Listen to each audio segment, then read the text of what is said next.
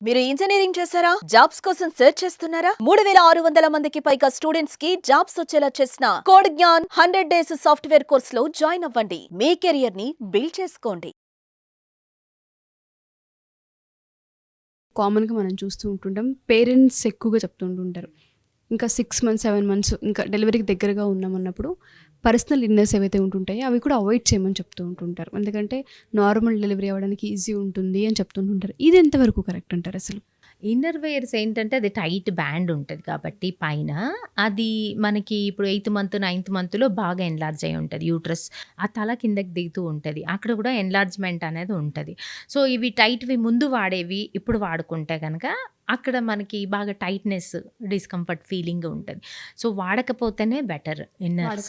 వాడకపోతేనే better before delivery 8థ్, 9థ్, 7థ్ మంత్ వరకు హ్యాపీగా వాడుకోవచ్చు. మీరు ఈజీ అండ్ లూజ్ ఎలాస్టిక్ ఉన్నవి, టైట్ ఎలాస్టిక్ ఉన్నవి. సో, నేను ఇంకా ఇది కూడా వాడొద్దని చెప్తాను. లెగ్గిన్స్ ఉంటాయి కదా, టైట్ లెగ్గిన్స్, అవి కూడా వద్దని చెప్తాను 8థ్, 9థ్ మంత్‌లో. సో, అది కంప్రెస్ చేస్తూ ఉంటది. ఒక్కొక్కసారి మనకు బేబీకి కంప్రెస్ అయినప్పుడు ఆ హెడ్ తిరగకపోవడానికి ఛాన్సెస్ ఉంటాయి. ఎదురు కాళ్ళు అట్లా అయ్యే ఛాన్సెస్ ఉంటాయి. Very rarely. But better to avoid so, ఏదైతే టైట్‌గా టైట్‌గా ఉండే జీన్స్ కానీ jeans or leggings and no ప్యాంటీస్‌కి జీన్స్ సంబంధించి. నో వాడుకోవద్దు. ఎంత లూజ్‌గా ఉంటే కిందన అంత ఈజీగా బేబీ తిరగడానికి ప్లేస్ ఉంటది. హెడ్ కిందకుంటది. ఈజీగా నార్మల్ అయ్యే ఛాన్సెస్ కూడా ఉంటాయి. ఓకే. ఎయిర్ ఫ్లో కూడా బావుంటది కాబట్టి ఇన్ఫెక్షన్స్ కూడా ఎక్కువ రాదు. సో, అందులో So, ఎటువంటి అపోహ లేదు. అపోహ లేదు. So, happy. జెన్యూన్‌గానే మనం Yes. దాన్ని అవాయిడ్ చేస్తే Yes. మంచిగా అయ్యే అవకాశం Yes, ఉంటుంది. yes, correct. And after delivery విషయానికొస్తే బ్రా గురించి మనం మాట్లాడితే వేర్ చేయాలని కొంతమంది, వేర్ చేయొద్దని కొంతమంది చెప్తూ ఉంటుంటారు. ఇది ఎంతవరకు కంఫర్ట్ అంటారు? అసలు వేర్ చేయాలా? వేర్ చేయకూడదా? సో, ఆఫ్టర్ డెలివరీ మనకి ఎట్లాగో ఫ్లో ఉంటది కాబట్టి, బ్లీడింగ్ ఫ్లో ఉంటది కాబట్టి ఖచ్చితంగా ఇన్నర్స్, అండర్ వెయిర్స్ వాడుకోవాలి. నీకు easy diapers, adults diapers delivery immediately after delivery bleeding అయ్యేటప్పుడు అవి కంపల్సరీ వాడాల్సిందే. తర్వాత బ్లీడింగ్ ఆగిపోయింది అనంటే నువ్వు ఈజీగా ఎయిర్‌కి వదిలేయొచ్చు. అదే బెటర్. తర్వాత ఈ సపోర్ట్ అనేది అవసరం మనకి. బ్రా అనేది మిల్క్ ఫీడింగ్ మదర్‌కి సెక్రీషన్స్ ఎక్కువగా ఉంటాయి. మిల్క్ సెక్రీషన్ బాగుంటది. హెవీనెస్ ఉంటది. కంజెషన్ ఉంటదనమాట. పెయిన్ రావడం గానీ, దానికి కొంచెం సపోర్ట్ ఉంటదనమాట. సో, మనకి ఆ కరెక్ట్ సైజ్ వాడాలి. కరెక్ట్ సైజ్ కాకుండా తక్కువ సైజ్ వాడడము, లూజ్ సైజ్ వాడడం కన్నా కరెక్ట్ ఏది ఆ టైంకి సెట్ అయితుందో అది కరెక్ట్‌గా వాడుకుంటే మనకు సపోర్ట్ ఉండి కొంచెం దానికి హెవీనెస్ ఫీలింగ్ గానీ, ఆ పెయిన్ గానీ రాకుండా కంఫర్ట్‌గా ఉంటది. యెస్, అది వాడుకోవచ్చు. అండ్ ఫుడ్ విషయానికొస్తే ఎప్పుడైతే పాలిచ్చే తల్లులు ఉంటుంటారో ఖచ్చితంగా ఒక 4 కూరలు మాత్రమే వాళ్ళకి ఒక ఫ్రేమ్ చేసి పెట్టేస్తారు. యెస్. ఆల్మోస్ట్ ఒక 9, 8 మంత్స్ అవే తినాలి. ఇప్పుడున్న ఆడపిల్లలకైతే అది పెద్ద టాస్క్ మ్యామ్. డాక్టర్స్ దగ్గరికి వస్తేనేమో అన్నీ తినేయొచ్చు అంటుంటారు. ఇంట్లో మదర్ మాత్రం కండిషన్ అప్లై అన్నట్టు కండిషన్ అప్లై చేస్తూ ఉంటుంటారు. మదర్ అంతే, మదర్ ఇన్ లా అంతే, ఫ్యామిలీ మొత్తం అంతే. డెలివరీ వరకి ఎట్లా చూసుకుంటారంటే ఒక మహారాణిలాగా చూస్తూ ఉంటారు. సర్వ్ చేస్తుంటారు. పిలవంగానే చిటికేయంగానే అన్నీ వస్తుంటాయి దగ్గరికి.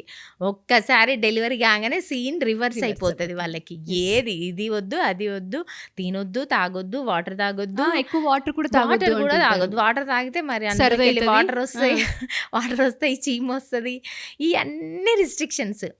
సో, అవన్నీ కూడా ఫేక్. మళ్ళీ అంటారు ఆ మేడం అట్లనే చెప్తుంది. మేడంకేం తెలుసు? డాక్టర్స్ అలానే చెప్తారు. డాక్టర్స్కి అలానే చెప్తారు. వాళ్ళకేం తెలుసు? ఇలాంటివి చెప్తూ ఉంటారు. అసలు రీసెంట్గా వచ్చింది, ఎంత బాగుండిదో దివ్య అన్న పేషెంట్. డెలివరీ ముందు ఆల్మోస్ట్ 65 అలా వెయిట్ ఉన్నది. ఇమ్మీడియట్లీ ఆఫ్టర్ డెలివరీ 1 మంత్ తర్వాత 45. గ్రాస్ వెయిట్ లాస్తో వస్తే నేను గుర్తుపట్టలేకపోయినా. అసలు ఇంత వెయిట్ లాస్ ఏంటిది అని అంటే, అసలు ఏం తినియట్లేదు నన్ను. తింటే జలుబు చేస్తుందట బేబీకి. తింటే బేబీ అని కుట్లు మానవు, కుట్ల దగ్గర ప్రాబ్లం అవుతుంది. ఓన్లీ ఏంది పొడి, ఎల్లుల్లి అండ్ రొట్టె. మనకి డెలివరీ తర్వాత బాడీ మొత్తము హీలింగ్లోకి వెళ్తుంది. డెలివరీ టైంలో మొత్తం ఇన్ఫ్లమేషన్ అయి ఉంటుంది. డెలివరీ అనేది ఒక stressful condition to mother. Normal or caesarean ఏదైనా అవనివ్వండి, ఆ బాడీలో ప్రతి ఆర్గాన్ ఒక స్ట్రెస్కి గురవుతుంది. ప్రతి జాయింట్ ఒక స్ట్రెస్కి గురవుతుంది. ఇంకా పెల్విస్ గర్డులు అయితే ఇంకా అంతకన్నా స్ట్రెస్ లైఫ్లో ఏ ఇతర బాధలు ఉండవు అనమాట. అది హయ్యెస్ట్ స్ట్రెస్ అనమాట డెలివరీ పెయిన్స్ అనేవి నార్మల్ అంత స్ట్రెస్కు గురైన బాడీ హీల్ అవ్వాలి, న్యాచురల్ కండిషన్కి రావాలి, మళ్ళీ ప్రీవియస్ ఎనర్జీ తనకి రికవరీ అవ్వాలంటే తనకి కంప్లీట్గా డైట్ బాగా ఉండాలి, రెస్ట్ బాగా ఉండాలి. డైట్లో ప్రోటీన్స్, విటమిన్స్, మినరల్స్ బాగా అందాలి.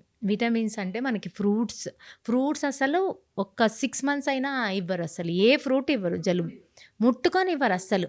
ఈ ప్రోటీన్ డైట్ బాగా, ఎగ్స్ ఇవ్వచ్చు. ఎగ్స్ జాండీస్ వస్తుందని ఎగ్స్ ఇవ్వరు.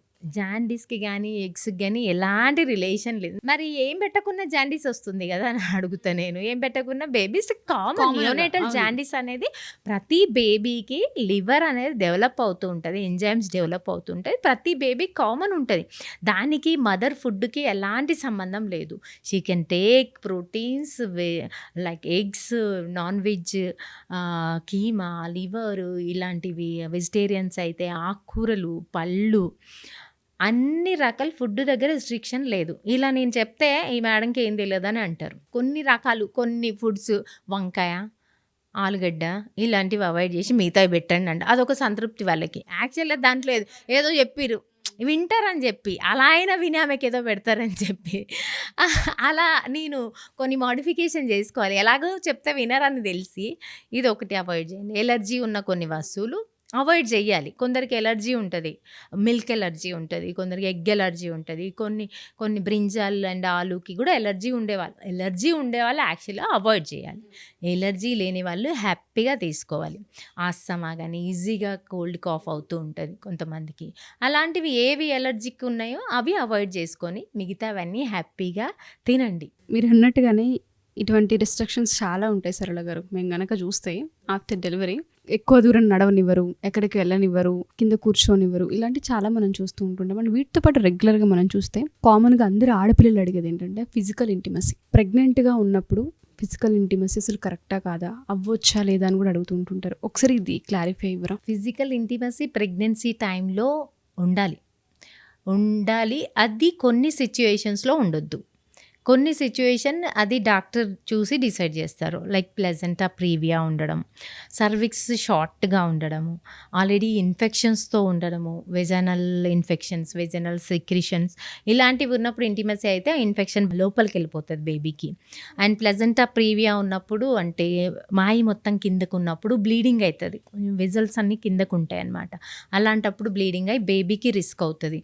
ఇంతకుముందు ప్రీవియస్ మల్టిపుల్ అబార్షన్స్ అయ్యి ఉన్నాయి తనకి, సర్వైకల్ ఇన్కాంటినెన్స్, బైకార్నియేట్ యూట్రస్, ఫైబ్రాయిడ్స్, ఇలాంటి ఓవేరియన్ సిస్ట్స్, ఇట్లాంటి ప్రాబ్లమ్స్ ఉన్నప్పుడు తనకి ఇంటిమసీ అయితే పెయిన్ రావడం, బ్లీడింగ్ అవ్వడం, బేబీ గ్రోత్ సరిగా రాకపోవడం, ఇన్ఫెక్షన్ లోపలికి వెళ్ళిపోవడం, వాటర్ లీక్ అవ్వడం, ఇలాంటి రిస్కులు ఉంటాయి. అవి చూసుకుంటారు, గైనకాలజిస్ట్కే తెలుస్తుంది. అది తను స్కాన్లో చూసుకున్నప్పుడు తినకి ఎలాంటి ప్రాబ్లమ్స్ ఉన్నాయని స్కాన్లో చూసినప్పుడు తెలుస్తుంది. గైనకాలజిస్ట్ని అడిగి ఎలాంటి రిస్క్ లేదు అన్నప్పుడు ఫస్ట్ 3 months అందరూ కూడా అవాయిడ్ చేయాలి.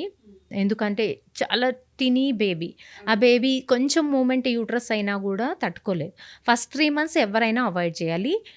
4th month నుండి 6th month వరకు అంటే 7th పడే వరకు ఎవరైనా కూడా ఉండొచ్చు, ఎక్సెప్ట్ కొన్ని conditions, placenta previa like conditions.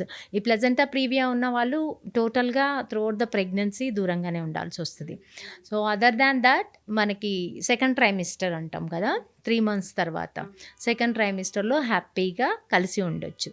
దానివల్ల మంచి హార్మోన్ ప్రొడ్యూస్ అవుతుంది మదర్కి. తను హ్యాపీగా ఉంటుంది. మదర్ ఎంత హ్యాపీగా ఉంటే బేబీ అంత హ్యాపీగా పుడుతుంది, అంత హెల్దీ అండ్ న్యాచురల్ డెలివరీ అవుతుంది, స్మూత్ డెలివరీ అవుతుంది. సో మదర్ని అంత హ్యాపీగా చూసుకోవాలి. సో తనకి ఇష్టం లేదు అంటే డోంట్ టచ్ హర్.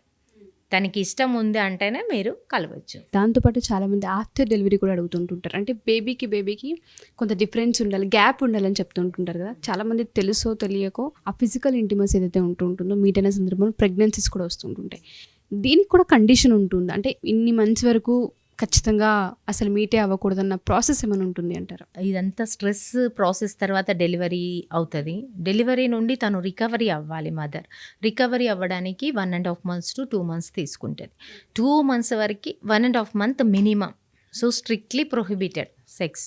కొందరు చూస్తాను బలవంతంగా తను 1 మంత్ తర్వాతే చేసి బ్లీడింగ్ అయిపోయి వచ్చిన వాళ్ళని కూడా చూస్తాను. తనకి ఇష్టం ఉండదు, తనకు పెయిన్ ఉంటుంది, తను రికవరీ అవ్వలేదు, అయినా కూడా బలవంతంగా చేసిన పేషెంట్స్ని అట్లాంటి కేసెస్ కూడా చూస్తుంటా. So compulsory 1.5 month compulsory either normal or C section, దూరంగా ఉండాలి, ముట్టుకోవద్దు అంతే, దూరంగా ఉండాలి. 1.5 మంత్ తర్వాత తను ఓకే, తన బాడీ రికవరీ అయింది అయినప్పుడు, సపోర్ట్ చేస్తుంది అన్నప్పుడు 1.5 మంత్ నుండి you can be together. But కానీ మనకి బేబీ మధ్యలో minimum 1 year, maximum 3 years gap ఉండాలి. 1 ఇయర్ అవుతేనే తను మళ్ళీ తన ప్రీవియస్ అన్ని మజిల్ స్ట్రెంగ్త్ కానీ తన ఇంటర్నల్ ఆర్గాన్స్ కానీ ఒక పొజిషన్కి వస్తాయి, మళ్ళీ యాక్సెప్ట్ చేయడానికి ఉంటుంది. నేను డెలివరీ అయిన 2 మంత్స్లోనే మళ్ళీ ప్రెగ్నెన్సీ అయ్యి వచ్చేవాళ్ళని చూస్తాను, 3 మంత్స్లోనే మళ్ళీ వచ్చేవాళ్ళని చూస్తాను. అలా వస్తే తను వీక్ అయిపోతా, బేబీ కూడా సరిగ్గా హెల్తీగా పెరగలేదు. సో బేబీ హెల్తీగా ఉండాలి, మన మోటో ఏంటి, మన ఇంటెన్షన్ ఏంటి, మదర్ అండ్ బేబీ హెల్తీగా ఉండాలి, హెల్తీ ఫ్యామిలీస్ ఉండాలి, హెల్తీ ఫ్యామిలీసే హెల్తీ సొసైటీనే. అప్పుడే మన దేశం ఏమైనా అభివృద్ధి చెందుతుంది. అవన్నీ జరగాలనంటే మనం ఇవన్నీ కూడా బేసిక్ థింగ్స్ నుండి మనం కేర్ఫుల్గా చూసుకోవాలి.